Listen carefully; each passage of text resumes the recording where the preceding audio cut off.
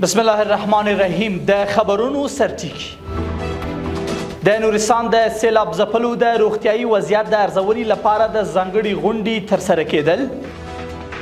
نورستان ته د سیلاب ځپلو سیمو ارزونې لپاره د ریاست الوزرا د مقام د دفتر لوی رئیس سفر. او دا چې د بخښنې نړیوال سازمان پر کابل د معتادینو د درملنې پر روغتون د پاکستان د برید د جګړې د جرم په توګه د څېړنې غوښتنه کړې ده. د لیو مهربان خدای په سپېڅلي نامه درنو کو سلام د نن ورځ خبرونو ته ښه راغلاست. نن چهارشنبې ده، چنګاښت میاشتې 21 ده. زه زیم دا بشپړ خبرونه دي. د عامه روغتیا وزارت مرستیال مولوي عبدالولي حقانی په مشرۍ د نورستان سیلاب ځپلو روغتیايي وضعیت ته د رسیدنې په موخه ناسته وشوه. په دې ناسته کې د زیانمن شویو روغتیايي وضعیت د روغتیايي خدمتونو وړاندې کولو، د اړتیاوو ارزونه او د اړینو روغتیايي تجهیزاتو او توکو په برابرولو بحث شوی دی. همداراز اړوندو مسؤلینو ته سپارښتنه شوې چې د روغتیايي خدمتونو ښه والي او د سیلاب ځپلو د اړتیاوو پوره کولو لپاره لازم اقدامات ترسره کړي.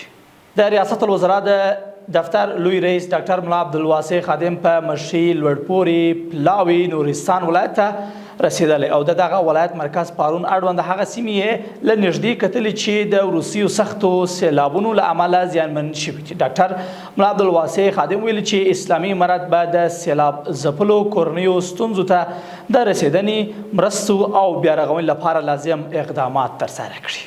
د خبرونو دوام. د هرات ولایت مقام د رسنیو دفتر وایي چې د روان زیږدیز کال له پیل راهیسي تر دې مهاله د یاد ولایت څخه جرمني ته د څه باندې 10,000 متره مربع غالیو صادرات ترسره شوي دي. د معلوماتو له مخې په لاس او بدل شویو د دې غالیو ارزښت 103,000 امریکایي ډالرو ته رسیږي.